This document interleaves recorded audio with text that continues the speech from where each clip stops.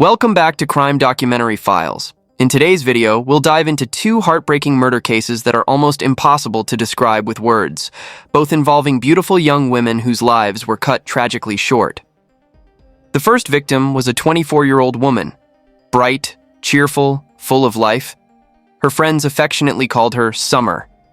But on a summer afternoon in Italy, in front of several witnesses, a man wielding a knife ended her life in less than 2 minutes. What was the motive behind such a brutal and deliberate act? Was this a crime of passion or a calculated act of revenge? Let's uncover the truth behind the murder of a Chinese woman in Reggio Emilia, Italy. On August 8, 2019, in a bar named Moulin Rouge located in Reggio Emilia, northern Italy, a young woman was busy working behind the counter. Her name was Zhou Hui, and she was from Qingtian, Zhejiang, China. Her family had been running the bar since 2008, over a decade of business. Normally, Zhou Hui's mother would also be at the bar, but she wasn't feeling well that day and had gone home early. No one could have imagined it would be the last time the two would ever see each other. Near the bar was a dance school, so the business was usually steady with students dropping by. But since it was summer break, the bar was relatively quiet, filled mostly with familiar faces, some chatting, others reading newspapers. Suddenly, a disheveled, dark-skinned man stormed into the bar holding a knife about 7.5 inches long. He went straight behind the counter and, without warning, began slashing at Zhou Hui while shouting incomprehensible words. The entire bar froze in shock. Within 2 minutes, the man fled. Though someone immediately called the police and requested an ambulance, Zhou Hui had already lost her life due to the severity of her wounds. When her mother arrived at the scene, she collapsed in disbelief. Her once joyful daughter now lay lifeless on the ground. Her screams of agony shattered the summer stillness. Zhou Hui's body and her grieving mother were transported away by ambulance. Only 4 of the 11 patrons remained in the bar by then. The rest had already fled. Police began questioning the witnesses, and surprisingly, 5 out of 10 people recognized the attacker.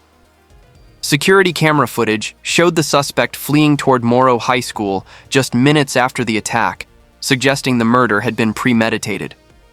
One witness recalled, "He walked in, went behind the counter, said something in a language I didn't understand, then just started stabbing her. 7 or 8 times. It happened so fast, nobody had time to react." Another, sitting close to the bar, added, "After killing her, he turned the knife on himself like he was trying to stab himself, but I couldn't tell what he was really trying to do." Based on the available information, police quickly identified the suspect through immigration records. The man's name was Bouxid Hikam, a 34-year-old from Morocco, born in 1985 and standing approximately 5 feet 9 inches tall. He had already been issued 2 deportation orders by Italian authorities and was living in the country illegally without proper identification. So, what kind of connection did someone like this have with Zhou Hui, and what drove him to commit such a brutal attack? To answer that, the top priority was capturing the suspect as soon as possible. The murder sent shockwaves through the entire Chinese community in Italy. The Chinese consulate in Milan urgently met with local law enforcement officials, demanding a swift investigation and the strict punishment of the perpetrator. Chinese organizations and expat communities also voiced strong concerns, calling for intensified police efforts to protect law-abiding residents and ensure public safety. The day after the murder, major Italian news outlets reported on the horrific killing, condemning the violence and publishing a police-issued wanted notice for the suspect. Authorities urged the public to come forward with any useful information. Meanwhile, police launched a region-wide search with K9 units, firefighters, and military police, while also notifying law enforcement agencies across Europe and Moroccan authorities to prevent the suspect from fleeing the country. On the afternoon of August 9th, 24 hours after the attack, a police patrol spotted the suspect near a railway line. Though they were only a few steps away from him, Hikam managed to escape by ducking through obstacles along the tracks and vanished after crossing the railway. Following this, Police and military sealed off the area and set up checkpoints along the surrounding roads. Train services were even temporarily suspended. But despite these efforts, Quynh evaded capture once again. By August 11th, a local resident reported seeing the suspect. Because the search zone was densely wooded and difficult to navigate, police brought in additional K9 units and firefighters, sweeping the area inch by inch. They eventually found a single sandal belonging to the suspect in a bush. Officers believed he might still be armed, and the search zone continued to shrink. But even with a tightly coordinated manhunt, every time hope seemed within reach, Quynh managed to slip away. According to authorities, Quynh was known for dealing illegal goods in the area and had no permanent residence. Occasionally he would stay with his younger brother who lived locally, but most of the time he wandered the streets. He had a strong ability to avoid detection, was physically fit, and could move easily through narrow streets, forests, irrigation canals, fields, abandoned farmhouses, tunnels, and railways, constantly slipping through the cracks of the police's dragnet. This brought the manhunt to a frustrating standstill. At the same time, police began investigating Quynh motive for the murder. Johoi's family told police that Quynh was a regular customer at the bar. He usually kept to himself, quietly ordered a coffee and a croissant, and left without drawing attention. Several other frequent customers said they had never noticed anything unusual about him prior to the attack. Everyone was deeply shocked and terrified by the brutality of his actions. Although Quynh lived like a homeless person, he wasn't completely destitute thanks to occasional profits from dealing illegal goods. Importantly, when he stormed into the bar and committed the murder, he did not attempt to rob the place, nor did he have any known debts or financial disputes with Johoi's family. As a result, authorities ruled out financial motives. Police speculated that this may have been a case of homicide fueled by deep-seated social resentment, possibly rooted in Quyhn's prolonged marginalization and latent hatred toward women. On the evening of August 11th, Johoi's family and members of the local Chinese community held a memorial in front of the bar. The deputy mayor of Reggio Emilia, in charge of immigration affairs, also attended. People gathered outside the bar in mourning, paying tribute to the young Chinese woman whose life was so tragically cut short, while also condemning violent crime. During an interview with the press, Johoi's brother harshly criticized the effectiveness of the Italian police and the general lack of public safety. As the victim's sibling, he not only had to endure the grief of losing his sister, but also witnessed the inadequate protection offered to immigrant communities. He urged law enforcement to improve their investigative efficiency and strengthen security measures. That same day, the Zhou family announced that Johoi's funeral would be held on August 20th. At that point, police understood that if they failed to capture the killer before the funeral, they would face public outrage and lose all credibility with the victim's family. Fortunately, just one day before the funeral, there was finally a breakthrough. Quynh had been captured, but this wasn't due to a successful police operation. He had turned himself in. Possibly driven by hunger, exhaustion, or the realization that he had no way out, at 1:35 a.m. on August 19th, Quynh calmly walked into the gendarmerie headquarters in central Reggio Emilia and told the officer on duty, "I'm the person you've been looking for." He was barefoot, still wearing the same blood-stained clothes from the day of the murder, and looked even more disheveled than when the crime occurred. Although physically worn down, Quynh appeared mentally alert. He first requested food and water, and only after that did he begin calmly recounting the details of the crime. Quynh told police that he had hidden the murder weapon in a forested area, and he later led them there. The location, northeast of Reggio Emilia, was filled with canals, hidden tunnels, and paths that stretched toward a highway toll station and railway lines. Deep inside the dense woods, officers found a mattress. Quynh said he had been sleeping there since committing the crime on August 8th. The 7.5-inch knife was found hidden beneath a brick. Nearby, police also discovered his phone, which contained 2 SIM cards registered under fake names. These were used for contacting buyers in his illegal trade network. This area had always been within the police's designated search zone. In fact, around 6 p.m. on August 9th, just 2 days after the murder, a local resident had reported seeing Hikem in that very location. The police had already focused their investigation there, but found nothing at the time. Whether this was due to Hikem's cunning or the police's incompetence remains unclear. On August 20th, Zhou Hui's funeral proceeded as planned. Nearly 500 people attended, including the deputy mayor of Reggio Emilia, representatives from the Italian embassy in China, and many members of the Chinese community. During the farewell ceremony, Zhou Hui's parents were helped to the venue by relatives. Both in their early 50s, they collapsed in front of their daughter's portrait. Even when seated to rest, they kept softly calling out, "My dear child, my dear child." The heartbreaking sight of elderly parents mourning their young daughter moved everyone present to tears. A reporter interviewed an Italian citizen who had voluntarily brought flowers for Zhou Hui. He explained that he had known her because he worked near the bar and often went there for coffee. His impression of Zhou Hui was always that of a smiling, cheerful girl. While paying his respects, he expressed deep sorrow that such a kind and vibrant young woman had met such a tragic end. Another woman from Romania placed a bouquet and lit 2 candles in front of Zhou Hui's portrait. As she walked away, she whispered, "Such a pity. She was so young." Indeed, at just 25 years old, her life had only just begun. Zhou Hui's parents had moved to Italy years earlier to pursue a better life. Through hard work and sacrifice, they eventually opened a factory in Reggio Emilia and settled there. In 2005, when Zhou Hui was 10 years old, she was brought to Italy to reunite with her parents. She was a bright child who adapted quickly to her new environment. In time, her Italian became better than some locals.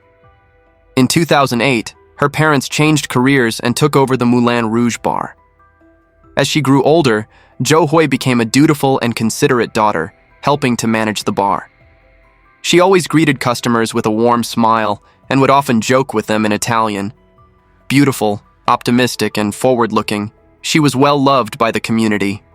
She was also incredibly talented.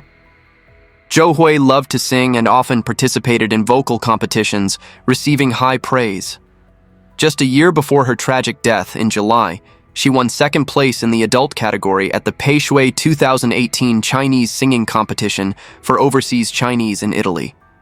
The sudden loss of such a remarkable young woman was truly heartbreaking. Fortunately, her killer was eventually brought to justice, offering at least some closure for her soul in heaven and a small measure of comfort for her grieving family. So why did such an outstanding young woman fall victim to Hikem's knife? That question, which had haunted so many people for days, finally received an answer. At first, the police suspected that he harbored a deep hatred toward women and acted out of long-suppressed rage. But Hikem's own explanation shocked everyone. It was far beyond what anyone had expected. He claimed that he had been deeply in love with Zhou Hui for 2 years.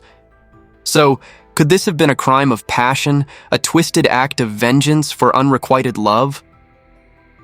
Was there a hidden relationship between Hikem and Zhou Hui that no one knew about? When Zhou Hui's family was questioned, they flatly rejected this claim. They were absolutely certain there had never been any romantic relationship between her and Hikem. According to their recollections, Buksid Hikem was a quiet customer who would come in for coffee and a croissant, and sometimes asked for credit because he couldn't pay. He was known to engage in shady dealings on the side. Occasionally, he would grin and jokingly call Zhou Hui's mother Mom. While her mother brushed it off, Zhou Hui found it uncomfortable. She spoke fluent Italian and had no patience for inappropriate familiarity. On one occasion, Zhou Hui asked him to repay a debt of 15 euros. Hikem became agitated, threw the money on the counter, and muttered threats of revenge. At the time, no one took his words seriously. After all, how could anyone imagine that Zhou Hui might have had any emotional connection to someone like that? Her family believed Hikem invented the story of a romantic obsession to make the crime seem impulsive and emotionally driven, hoping for a lighter sentence. Before going to trial, Hikem was held at Reggio's prison. His arrival stirred tension. Other inmates shunned and threatened him. Eventually, he was placed in isolation and later transferred to a different facility. On April 22, 2022, the trial officially began. During the proceedings, the judge ordered the surveillance footage from the bar to be played, capturing the full incident. The video, less than 3 minutes long, was disturbing. Brutal violence, the chilling screams of Zhou Hui, and raw horror. Everyone in the courtroom was visibly shaken. Surprisingly, Quynh also displayed extreme emotional outbursts. In order for the trial to proceed, his defense attorney requested that he be temporarily removed from the courtroom.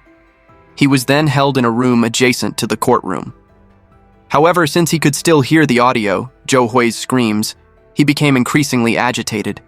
He began shouting in panic and rage, screaming her English name, and yelling things like, "I want to die," "Why did you make me do this?" and "I want to die with you." Moments later, he suddenly slammed his head against the wall. The loud thud disrupted the entire courtroom. 2 psychiatrists who had been stationed in the courtroom rushed to his holding room and had to use medical intervention to calm him down. So the question remains, is Quynh truly mentally ill, or is he faking it in an attempt to avoid responsibility for his actions? According to expert evaluations, Quynh was found to be suffering from a mental disorder, specifically schizoid personality disorder, with secondary delusional disorder. At the core of his delusions was an imagined romantic relationship. He had developed an obsession with Zhou Hui and fabricated a love story between them. When Zhou Hui failed to respond in the way he expected, his frustration and anger intensified, ultimately leading him to commit an irreversible act.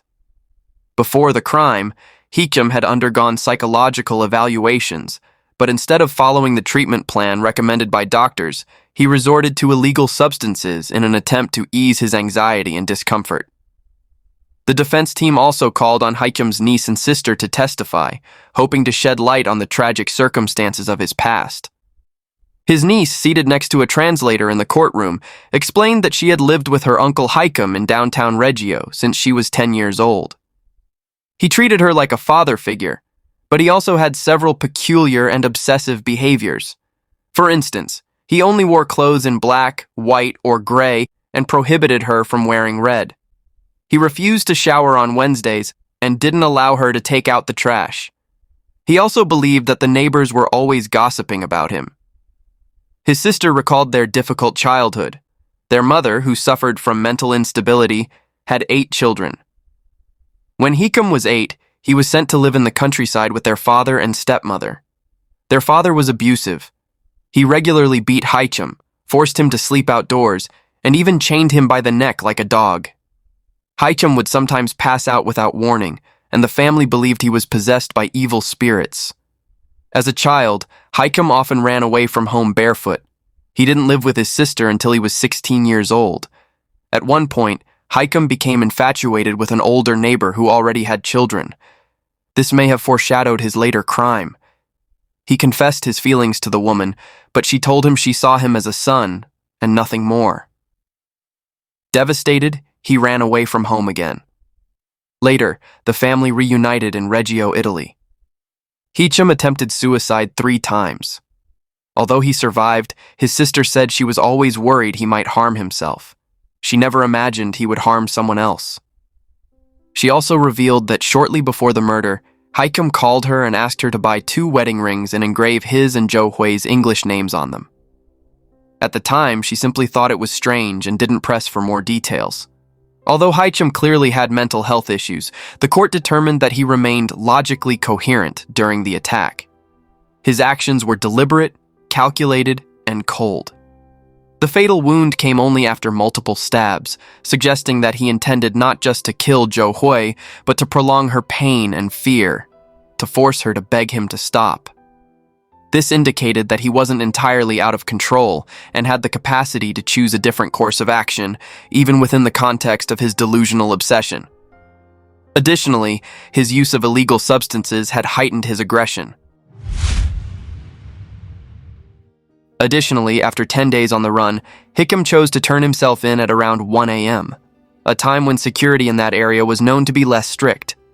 According to an unwritten rule in Italy, if a criminal voluntarily surrenders and confesses, they may be eligible for a sentence reduction or even early release.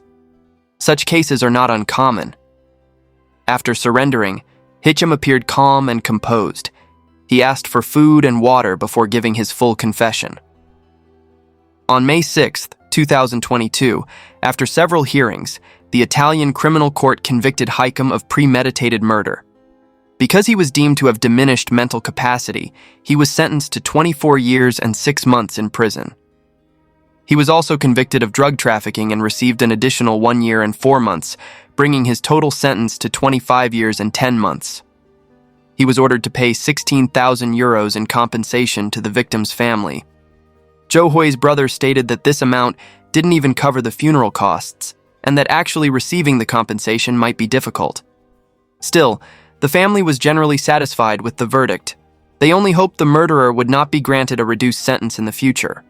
However, Quygn's lawyer argued that the sentence was too harsh and immediately filed an appeal. In 2022, the Bologna Court of Appeals rejected the defense's request to reduce the sentence based on a claim of total mental incapacity. However, the court did take into account Quygn's partial mental disorder and reduced the sentence to 20 years and 6 months. The defense then appealed once more to the Supreme Court, requesting a delay in serving the sentence. On October 23, 2023, the Italian Supreme Court rejected the appeal and upheld the appellate court's ruling. Following the verdict, Jo Hoy's family sold their bar and left the place filled with sorrow, starting a new life in Verona. And that concludes the first case. Now let's move on to the second one. A lifeless body suspended in midair immediately captured national attention and sparked waves of online controversy. A Chinese actress and model, after spending the night in a room with 3 South Korean men, suddenly fell from the 30th floor to her death, naked. A young woman working hard to build her career, who had yet to find fame, was thrust into the public eye under such tragic and shocking circumstances. So, what really happened inside that apartment? Let's rewind to the morning of April 5, 2008. At 7 a.m., on Dongfeng Road at Dongfeng Plaza in Guangzhou, a female sanitation worker showed up for her usual shift. To her horror, she discovered a woman's body hanging mid-air between the 12th and 13th floors of the high-rise Lihao Court. The victim was wearing only underwear, her limbs hanging limp, with her waist awkwardly caught on a horizontal bar. Police and firefighters arrived at the scene and quickly cordoned off the area. They found the victim's jeans on the grass below the building. The jeans were torn in several places with the waistband still fastened. Police collected the garment as evidence. Using ropes, they slowly lowered the body, hanging roughly 100 feet above ground, to the pavement. The entire process drew a large crowd of onlookers. People at the scene began speculating wildly. Some claimed the victim was in her 30s and that her husband worked out of town. Others spread rumors that she was a sex worker who had gotten into a heated argument over money with 3 foreign men around 3 a.m. and had been thrown from the building. Within a short time, rumors were flying. The position of the body left room for countless assumptions. But according to local reporters at Dongfeng Plaza, a building security guard offered more specific information. He said that earlier that morning, the victim had arrived with 3 South Korean men. One of the men had rented Unit 3006 on the 30th floor, a 2-bedroom apartment with a living room. The victim reportedly fell from the bathroom of that unit. Whether this story was true remained unconfirmed by police at the time, but the rumors seemed to be based on real events. Meanwhile, police began processing the crime scene and brought in the 3 South Korean men for questioning. Inside Unit 3006, the apartment appeared tidy. The victim's purse and denim jacket were placed casually, with no signs of a struggle. In the bathroom, where the fall allegedly began, there were 2 footprints on the toilet. The window's safety screen was pushed open from the bottom, and there were scratch marks on the outside ledge. On the 29th floor just below, additional scratch marks were found on the windowsill and the platform where the external air conditioning unit was mounted. The victim had multiple abrasions and fractures. The autopsy confirmed that she died from internal injuries caused by a high fall.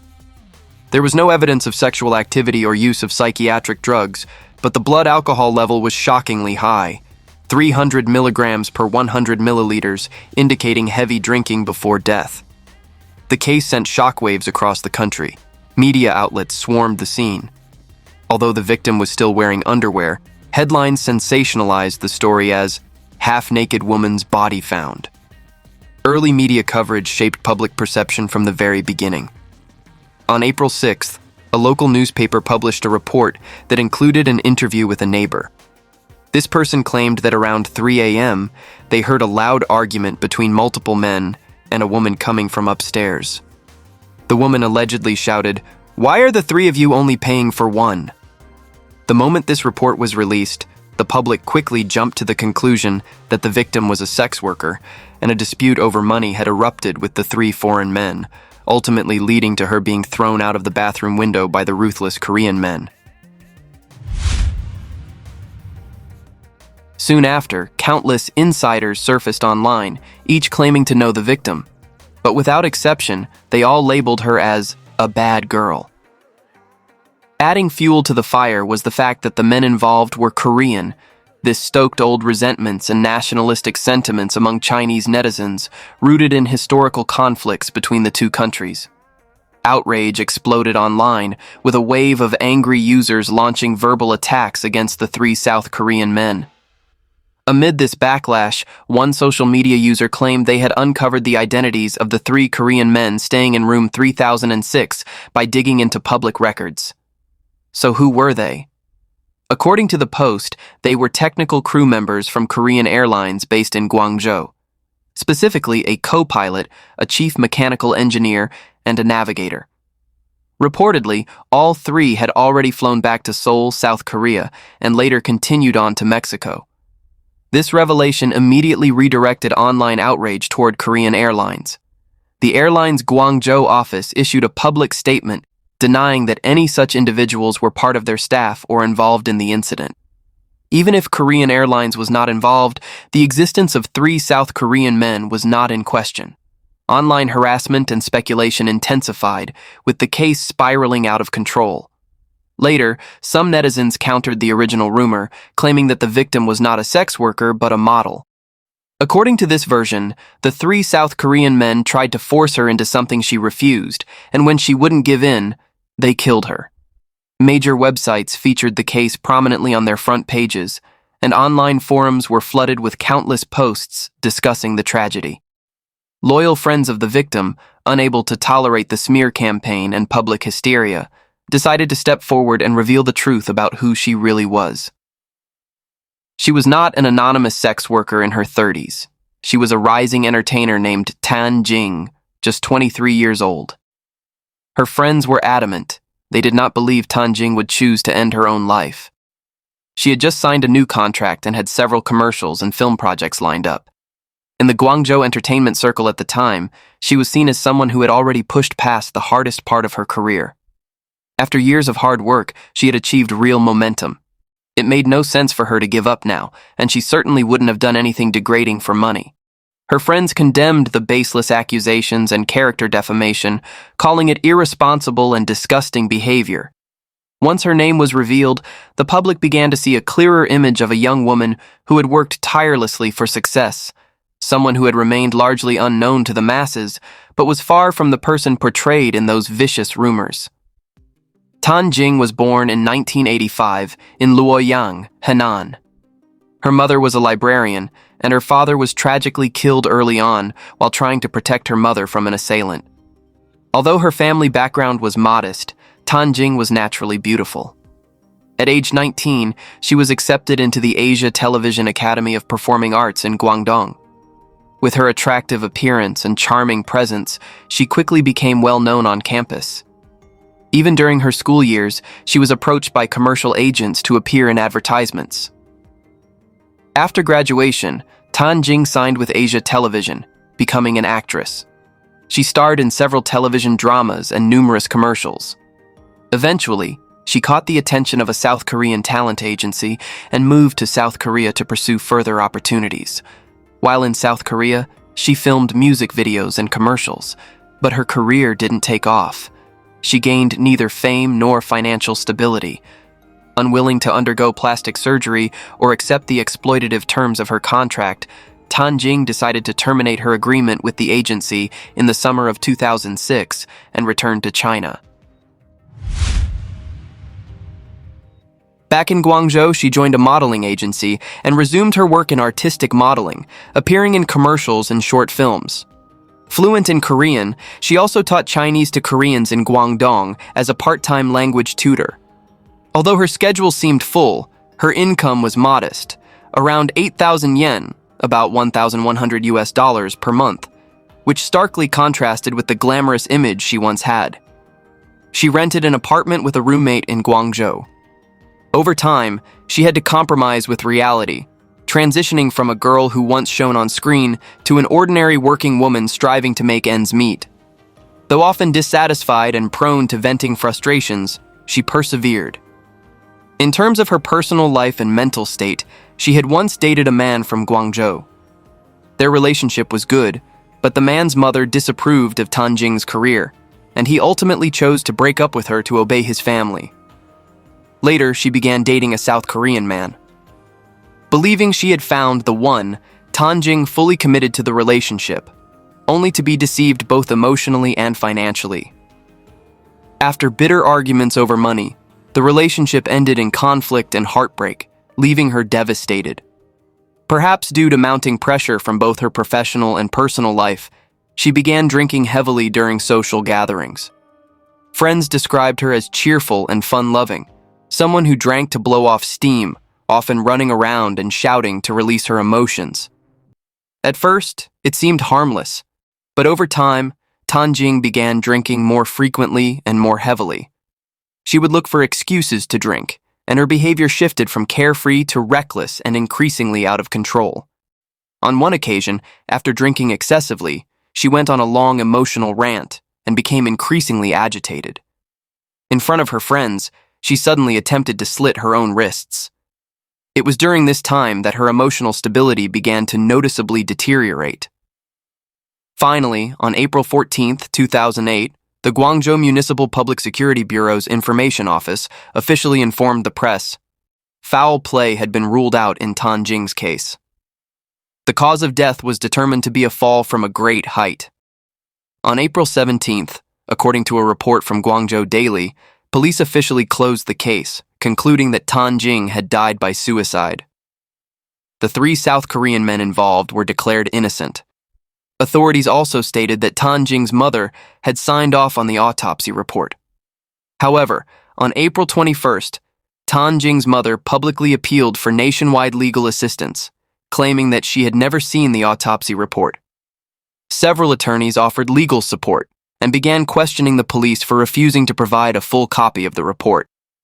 Then, on April 24th, the police allowed Tan Jing's mother to view the autopsy report, but only for 3 minutes. She was not permitted to copy it, with authorities citing confidentiality as the reason for withholding it. Because of this, the public's suspicions remained unresolved. People questioned how a petite, intoxicated woman like Tan Jing could push open a window protected by metal grills and climb out to jump. The bathroom window in question was reportedly just 4 feet high and 1.6 feet wide. Tan Jing, standing at 5 feet 5 inches and weighing only 104 pounds, was physically small enough to fit through. Police claimed the grill was not bolted but merely glued on and easily pushed open, insufficient for protection and contributing to her fall. Still, more questions followed. When her body was discovered, she was only wearing underwear, while her jeans, with the belt still fastened, were found on the grass below. Police explained that this was consistent with injuries from a fall. During the descent, clothes can catch on objects, tear, or be pulled off by impact. Facing mounting skepticism, on April 25th, police released DNA test results from the scene, stating that none of the evidence directly implicated the 3 South Korean men. There was no indication of sexual assault or coercion. Later, unable to bear the overwhelming public backlash, the 3 Korean men voluntarily spoke to the media. During this period, they had avoided leaving their homes out of fear of being recognized. They said Tan Jing was a friend and that her death deeply saddened them. But as online attacks turned personal, they began to fear for their safety. They had already cooperated fully with police and wanted to set the record straight through a media interview, hoping to clear their names. Tan Jing was fairly well known within Guangzhou's Korean community. Having previously worked in South Korea and participated in various productions, she was fluent in Korean and popular among locals. The Korean expat community in Guangdong is relatively small, so the three men who worked in the garment industry had gotten to know her. They recalled that Tan Jing was normally kind and polite, but had a tendency to lose control when drinking. On April 4th, 2008, a female Korean friend of Tan Jing named Kim was preparing to return to South Korea the next day. She organized a small farewell gathering with Tan Jing and a few mutual Korean friends, 3 men and 2 women, in a local bar. The group drank, laughed, and enjoyed the night, but no one kept track of how much Tan Jing had consumed. By the time the night ended, it was clear that Tan Jing was heavily intoxicated, barely able to walk and crying while mumbling incoherently. Kim, who was leaving soon, suggested they go to her place so she could give away some of her belongings as gifts. The group, including Tan Jing, went back to Kim's apartment. Once there, they each had another glass of strong liquor. Over an hour later, around 4 a.m., Tan Jing and the group left Kim's apartment. According to the 3 Korean men, by that time, Tan Jing was severely intoxicated, disoriented and unable to clearly state where she lived. So they decided to take her to Dongfeng Plaza, where one of them had rented an apartment. Police later confirmed that surveillance footage from Dongfeng Plaza showed the 4 individuals exiting the elevator and heading upstairs at 5:26 a.m. In the footage, Tan Jing appeared visibly drunk, although the video was never publicly released. According to the Korean men, once inside the apartment, Tan Jing, possibly feeling overheated after drinking, took off her shoes and jacket and was left wearing only a tank top. She then began stumbling around and acting out drunkenly. The men themselves were also intoxicated and not feeling well. One sat on a chair to rest, another leaned on the sofa, and the third said he was hungry and went into the kitchen for food before also lying down to rest. All of them were drunk and could not clearly recall the timeline. Half conscious, they remembered Tan Jing wandering around the apartment for a while before heading into the bathroom. It seemed she was talking loudly on the phone in a mix of Chinese, English, and Korean. However, police later checked Tan Jing's phone and found her last call was made around 4 a.m., over an hour before they arrived at the apartment. The Korean men said they might have misremembered and that perhaps she hadn't made any calls. Being drunk, they could have confused the timing. Regardless, Tan Jing remained noisy in the bathroom for some time. Then they heard a loud commotion. Something had fallen. Their first thought was that Tan Jing had collapsed in the bathroom from being too drunk. They knocked on the door but received no response. When they tried to open it, they realized it had been locked from the inside. Unsure of what had happened, the men forced the door open, only to find the bathroom empty. Tan Jing had vanished. They noticed the window was open and the security grill had been pushed up. There were footprints on the toilet seat. Had she fallen out? The 3 of them sobered up quickly and rushed downstairs to look for her, but strangely, they couldn't find her anywhere. At this point, panic set in. According to official records, the 3 men called the police at 6:21 a.m. on April 5th. By around 6:40 a.m., officers arrived and began searching the area with the men, but initially there was still no sign of Tan Jing. Given the heavy smell of alcohol on the 3 men, police even suspected they might be hallucinating.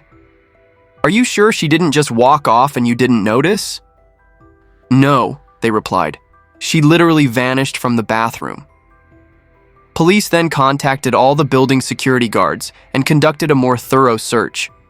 It didn't take long for a sanitation worker to report to the guards that a body had been spotted suspended between the 12th and 13th floors. It was Tan Jing. This is the full account as described by the 3 Korean men. But once their statements were made public, netizens began to question the story. Could these 3 have collaborated to fabricate the entire incident? Police responded by stating that the 3 men had been interrogated separately from the start.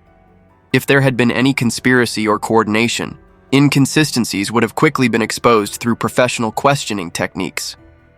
Despite the police's final conclusion that the case was not a homicide, many people online continued to express doubt. Numerous aspects of the incident still felt suspicious and unresolved to the public. At that point, Tan Jing was already heavily intoxicated, yet they still gave her another drink. Was the intention to get her even more drunk? After drinking, the 3 Korean men brought Tan Jing to Dongfeng Plaza. But why didn't they let her rest at Kim's place instead? Logically speaking, it was highly inappropriate for 3 men and 1 woman to stay together in the same apartment. There's still the possibility that after entering the apartment, Tan Jing felt threatened or coerced, which led her to lock herself in the bathroom. Before they broke down the door, she may have attempted to escape through the window, resulting in her fatal fall. Furthermore, Tan Jing's body was found in front of apartment 1201, diagonally across from unit 3006 where she fell, at a distance of about 2.4 meters, almost 8 feet. Without some kind of horizontal force, how could she have fallen that far away from the building? Despite endless online speculation, the case was closed, and there were no further developments. Even Tan Jing's close friends gradually came to believe that it was the alcohol that ultimately took her life. Based on her past behavior, there were times when she lost control and had no awareness of what she was doing. This might have truly been a tragic accident. Toxicology reports confirmed that while she had not taken any other substances before her death, her blood alcohol concentration had reached an extremely high level, consistent with severe intoxication. In the end, the authorities determined that the 3 Korean men and Kim had failed in their duty of care and were 30% responsible. Tan Jing, as an adult with full legal responsibility for her actions, was held 70% responsible. The 4 Koreans were ordered to pay a total of 120,000 yen in compensation to Tan Jing's mother. With that, the Tan Jing case, which once shocked the public, was officially closed. The rumors labeling her a bad woman ultimately collapsed. The infamous phrase, 3 men only paid for 1, turned out to be completely fabricated. But the damage had already been done, to the deceased and to her family and friends. Long after the incident, Tan Jing's close friends continued speaking out online, condemning those who spread rumors and media outlets that irresponsibly sensationalized the tragedy just for views. Many netizens still analyze the case, believing the investigation was rushed and the 3 Korean men were not entirely innocent. Every human life is precious. Every tragedy deserves to be understood.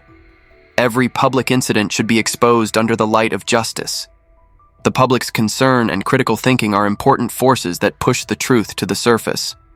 Only by uncovering the truth as completely as possible can we comfort the dead and bring peace to the living.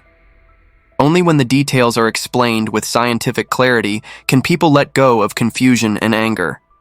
May tragedies like this never happen again, and may the truth never be buried. That brings us to the end of these 2 cases for this episode. If you found this video insightful, don't forget to like and share to support our channel. Thanks for watching, and see you next time.